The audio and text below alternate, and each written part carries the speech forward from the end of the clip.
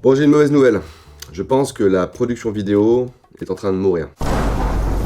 Alors ça va prendre du temps, on parle d'un secteur important, il y aura à mon avis des poches de vie ici ou là qui vont subsister. Approchez messieurs dames, c'est gratuit. Ça change pas mal de choses sur la manière de créer du contenu, et notamment du contenu vidéo, forcément, et c'est de ça dont on va parler. Let's go!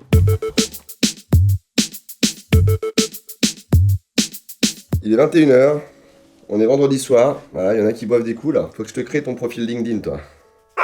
Bon alors déjà c'est quoi la production vidéo? Moi je considère qu'il y a deux pans, le pan publicitaire et le pan corporate institutionnel. Alors si on regarde côté pub, la logique c'était que les agences craftaient et craftent encore des campagnes avec parfois des déclinaisons pub télé et il fallait bien les fabriquer, ces vidéos, ces films publicitaires. Charal! Il a frit, il a tout compris. C'était compliqué pour ces agences d'internaliser, il n'y avait pas trop d'intérêt, pas suffisamment de besoins j'imagine au début, et c'est ce qui a permis la naissance des boîtes de production qui devenaient du coup experts dans la manière de mettre en scène ce qui était dans la tête des agences et des créatifs. La jonction entre les deux mondes, entre le monde de l'agence et le monde de la boîte de production, c'était le rôle du réalisateur. Le côté artistique c'est moi, donc je te demanderai de ne pas t'en mêler. Parce que c'est lui finalement qui récupère toute la matière grise de l'agence, la volonté, l'histoire, le storytelling, et qui va le traduire dans un film qu'il va construire avec son équipe technique. Ça va être le chef d'orchestre. Et il aura aussi d'un côté une discussion directe avec le directeur de création pour s'assurer qu'il va dans la direction voulue par l'agence. Le deuxième pan, corporate institutionnel, là c'est un petit peu différent parce que dans pas mal de cas, la boîte de production va être en direct avec l'annonceur. Et donc du coup pour la boîte de production, une plus grande responsabilité dans le fait d'écrire l'histoire, peut-être de conceptualiser un peu les choses. Si on est un peu honnête, si je regarde l'ensemble de la production audiovisuelle institutionnelle corporate que j'ai vue dans ma carrière, c'est quand même souvent la même manière de raconter une histoire. Vous avez sans doute vu 50 vidéos qui démarraient par « Le monde change » avec des plans de stock. Depuis plus de 150 ans, C'est l'impact que nous pouvons avoir sur un monde en pleine transformation. Celle d'un monde qui change. Et je trouve que ça change pas trop cette espèce de logique où la boîte de production, globalement, s'assure de la technicité du projet et pas d'autre chose. Ces deux pans, ils sont en situation de nécrose. Typiquement sur la publicité, il y a pas mal d'acteurs qui m'ont dit on voit des grosses boîtes de production aller sur des compétitions qu'ils faisaient pas avant, des trucs à seulement 400-500 000 euros. Et quand les gros commencent à aller chercher de la nourriture un peu plus petite pour combler, forcément, ça dégringole jusqu'en bas de l'échelle.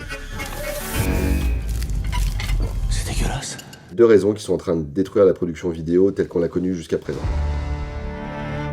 La première, c'est la démocratisation de la technicité de la vidéo. Alors il y a 20 ans, tu étais obligé d'être un expert pour participer à la création d'une vidéo, tu faisais pas ça tout seul. Aujourd'hui, le moindre petit jeune sait utiliser un téléphone et CapCut et faire une vidéo de A à Z. Ça challenge forcément ton industrie. Mais il y a un deuxième, plus important, et là vous vous dites, il va parler d'intelligence artificielle. Ah oui.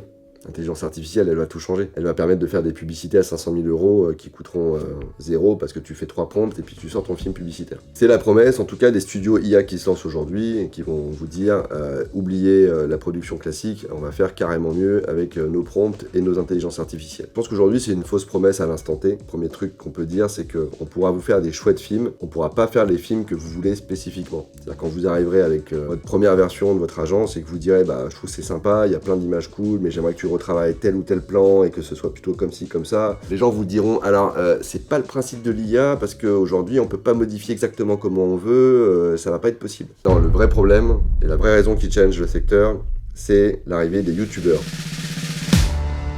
Quelle révélation! C'est Squeezie et Cyprien qui ont tué la production vidéo. Bam! Je dénonce! Est-ce que c'est bon pour vous? Bon, alors déjà, vous allez vous dire, il est gentil, Erwan, mais il parle de youtubeurs, ils sont là depuis 2005-2006, la production vidéo, jusqu'à preuve du contraire, elle fait encore pas mal de business. Qu'est-ce qu'il raconte? Faut bien comprendre que les youtubeurs, c'est l'embryon, et ça prend du temps. C'est le point de départ, c'est effectivement Cyprien, Squeezie dans leur chambre, qui sortent la GoPro, qui font leur petit contenu. Pourquoi? Pourquoi c'est l'embryon? Parce que pour la première fois, le créateur de contenu et le producteur et le créatif, c'est la même personne. Il n'y a plus la dichotomie agence-production, c'est terminé. Il y a une personne qui est là qui se dit j'ai envie de faire ça, ça, ça, mais maintenant, comment je le fais? Je vais brancher une GoPro ici, la lumière, je vais me démerder de telle ou telle manière. Le montage, il faut que je change quelque chose, le rythme est pas bon, je vais mettre telle musique. Tout ça, ça se construit et ça crée les premiers contenus qui sont faits par une seule et même personne. Et c'est hyper important parce qu'évidemment, Squeezie, aujourd'hui, il a peut-être 20, 25, 30 personnes qui bossent pour lui. Pareil pour Cyprien, quand ils font des productions, aujourd'hui, c'est avec des moyens de production. On retrouve peut-être même les mêmes gens qui étaient dans des boîtes de production qui sont maintenant pour ces créateurs de contenu. Mais ça change tout parce que celui qui est à l'origine quand même de l'idée du contenu, c'est quelqu'un qui sait ce que c'est que la production. Et oui, parce qu'aujourd'hui, dans les agences, vous avez des chouettes créatives qui savent séduire, mais qui ont jamais mis les mains dans le cambouis, qui savent pas ce que c'est que la prod. Et ça change tout, en fait. On crée pas de la même manière quand on sait produire. Entre la vision d'une agence et la réalisation d'un producteur, eh ben, il y a un interstice. Il y aura toujours une coupure. Ça reste toujours, bah tiens, voilà ton brief. Posez-moi une note d'intention de réalisation de production. Et aujourd'hui, ce monde-là, je pense, qui va être complètement dépassé par cette nouvelle génération de créateurs de contenu. Et là, en fait, on a inventé la vidéo sans couture. La vidéo pensée, réalisée par une seule et même entité. Moi, j'ai été marqué par une discussion avec un ancien collaborateur qui me disait « Erwan, en fait, nous, on s'en fout de pour qui on fait les films, ce qu'on raconte. Ça nous intéresse pas, en fait. Ça nous intéressera jamais. » Nous, ce qu'on veut, c'est faire des films. Et je pense que c'est le nœud du problème, en fait. Quand on crée du contenu, on crée pour qu'il soit engageant, pour que les gens le regardent, qu'ils kiffent. Donc tu peux jamais perdre de vue ces gens-là. Toujours te demander, mais à quoi ça va ressembler? Est-ce que ça va être gênant? Est-ce que ça va être rythmé? Qu'est-ce qui va manquer? Qu'est-ce qu'il faut rajouter? Quelle magie on peut imaginer? Donc dans cette couture qui paraît rien, parce qu'on peut se dire, bon bah putain, si l'agence est brillante, et si la production est brillante, la couture on la voit pas, et dans certains cas c'est vrai, on la voit pas. Mais dans la majorité des cas, on va la voir, et dans la majorité des cas, cette couture, c'est ce qui va déranger le viewer final, qui veut quelque chose d'authentique, de fort, d'organique, d'émotionnel, et qui a pas envie de sentir derrière qu'il y a un concept créatif d'une agence, que c'est produit techniquement. Voilà!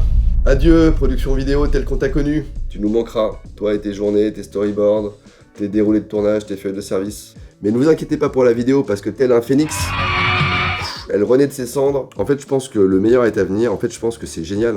On est en train de se dire que nos contenus, on doit les penser de A jusqu'à Z, on doit les fabriquer, on doit rebondir, on doit être constamment dans cette énergie créatrice de partout. Il n'y a aucun moment où on se repose en se disant c'est figé, ça n'existe plus ça. Et notre objectif, c'est de faire des contenus qui soient cool. Donc, la production vidéo est morte, mais la création de contenu est bel et bien vivante. C'est tout pour Erwan en parle, et je vous dis à très bientôt. Ciao!